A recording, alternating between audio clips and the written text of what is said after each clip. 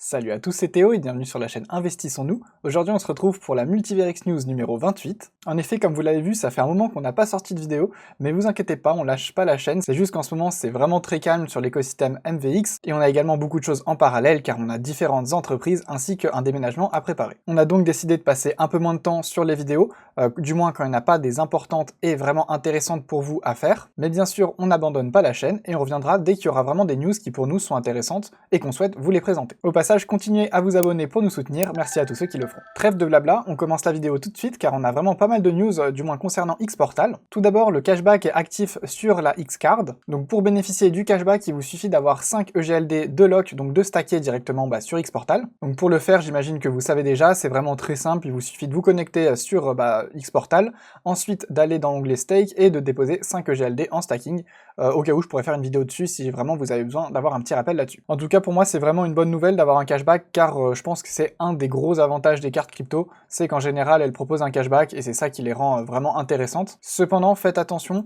si vous payez avec des crypto-monnaies, et bien normalement vous devez déclarer chaque achat que vous faites car c'est une transaction qui va être effectuée entre de la crypto-monnaie et de l'euro pour au final acheter une baguette de pain ou ce que vous voulez.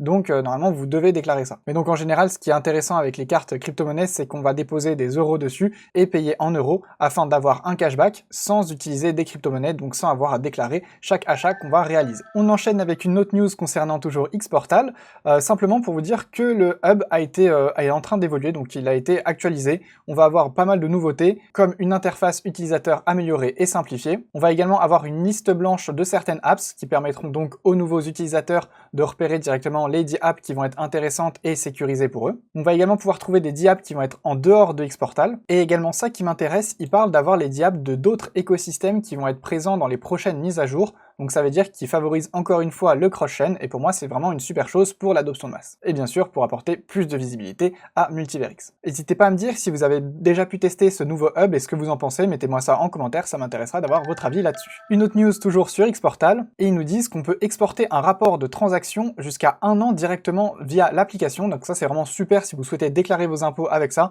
Ça permet donc de faire exactement comme sur une banque, je sais pas si vous l'avez déjà fait, mais vous pouvez exporter toutes les transactions pour après soit faire votre budget pour voir un peu ce que vous avez dépensé, ce qui d'ailleurs peut être vraiment très utile si vous utilisez la carte que je vous ai présentée juste avant et donc que vous faites potentiellement une grande partie de vos achats du quotidien avec la Xcard. Et bien ça va vous permettre de faire votre suivi de votre budget, ça c'est quelque chose que je vous encourage vraiment à faire pour réduire un peu vos dépenses et potentiellement investir plus, mais bon ça on rentre dans un autre débat. Et sans parler de budget, ça vous permettra également donc de déclarer vos impôts de manière bien plus simple si vous utilisez ceci. Dans tous les cas je trouve ça bien, ça nous fait encore plus d'outils, ça permet de déclarer plus facilement, ça aide les gens à mieux comprendre comment ça se passe, avoir un historique de leur paiement, donc ça rassure beaucoup de monde, ça rassure pas mal de personnes qui vont arriver et qui ont l'habitude d'avoir des banques traditionnelles et qui vont passer sur Xportal potentiellement, et bien ils vont pouvoir retrouver un peu cet écosystème qu'ils avaient dans leur banque, donc ça permet d'avoir un gap entre les deux qui est moins grand et donc de favoriser encore une fois l'adoption de masse. On enchaîne maintenant avec une news de Multiverix pour parler de la Sovereign Chain qui a été lancée, et c'est un grand succès visiblement, il y a eu beaucoup de transactions qui ont été effectuées dessus. De ce que j'ai compris, il y a également un budget qui va être alloué aux personnes qui vont développer des applications sur la Sovereign Chain,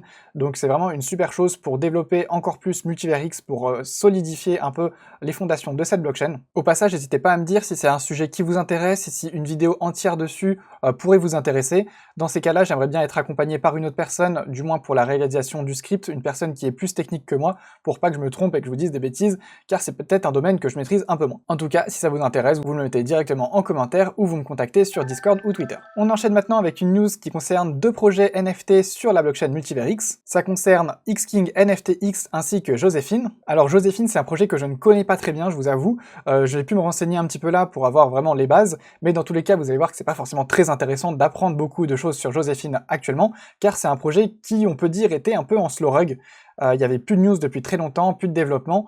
Ce qui était vraiment dommage parce que des personnes aiment ce projet et avaient surtout investi dans ce projet. Et bien le projet Xking NFTX a décidé de reprendre le projet Joséphine. Donc de ce que j'ai compris, ils ont récupéré le projet avec donc l'accès à bien sûr tous les NFT Joséphine, ainsi que à peu près 50% de ce que le projet avait levé entre ces deux collections de NFT, car il y avait les projets Joséphine Pencil et également un projet de dinosaures en laine, je me souviens plus.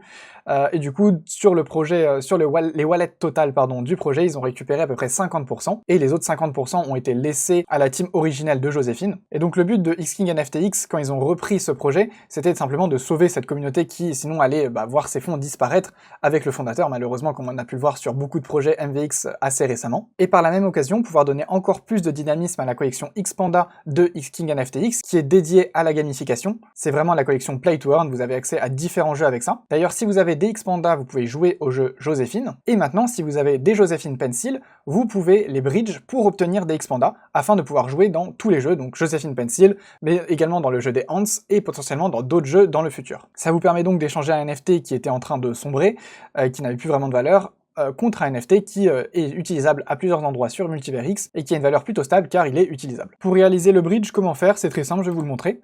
Il vous suffit de vous rendre sur la DApp de Xking NFTX, donc c'est la DApp sur laquelle vous allez stacker vos NFT Xking, et le token Xking d'ailleurs. Au passage, je vous invite vraiment à aller la visiter car il y a pas mal de choses. Vous pouvez recruter des chefs si vous avez des X-sièges, vous avez également les évolutions, le market sur lequel vous pouvez acheter des NFT directement avec les Xking, mais on n'est pas là pour ça. Aujourd'hui, on est là pour le bridge. Donc vous allez sur la DApp, vous allez sur le bridge, ensuite vous pouvez sélectionner votre ou vos Joséphine Pencil, donc moi j'en ai un, je clique dessus, je clique sur bridge, je reçois donc une transaction directement assignée sur Xportal, je signe, ensuite on peut voir que la transaction est en train de passer, on a notre NFT Joséphine Pencil qui s'affiche juste ici, car il va être envoyé dans le bridge. D'ailleurs je suis en train de regarder, je me demande ce qu'il y a sur la tête mon NFT.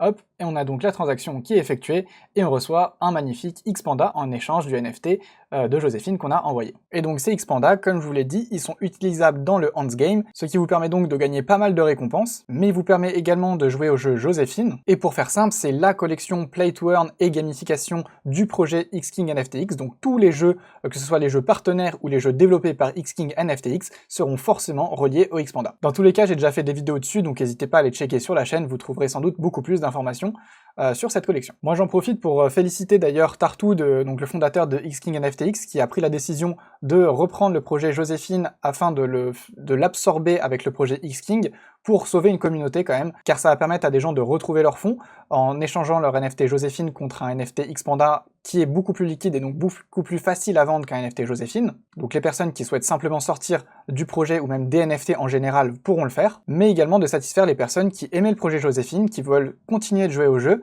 et qui veulent en plus avoir accès à d'autres jeux. Donc franchement, bravo. D'ailleurs, si vous avez des projets que vous souhaitez abandonner, n'hésitez pas à le contacter. Peut-être qu'il pourra vous aider à reprendre votre projet pour sauver votre communauté, car je me doute que si vous êtes un créateur de projet, ça peut vous arriver de rater un peu le coche, de pas réussir forcément à délivrer tout ce qui était prévu, et c'est pas forcément grave. Ce qui est grave en général, c'est les personnes qui partent avec les fonds de la communauté, et c'est quelque chose qu'on voit malheureusement beaucoup trop souvent. Donc je préfère largement voir des projets qui s'échangent et se donnent, enfin voilà, se reprennent et autres comme ça pour sauver les communautés et d'écouter beaucoup moins de personnes de notre bel écosystème NFT qui malheureusement a pris pas mal de coups de bâton ces derniers mois. Moi je vous remercie énormément d'avoir regardé cette vidéo, j'espère qu'elle vous a plu. Pensez à vous abonner, à liker, à commenter, ça nous soutient énormément. Merci à tous ceux qui le feront. On se retrouve très vite pour une prochaine vidéo. Salut à tous, à la prochaine, ciao.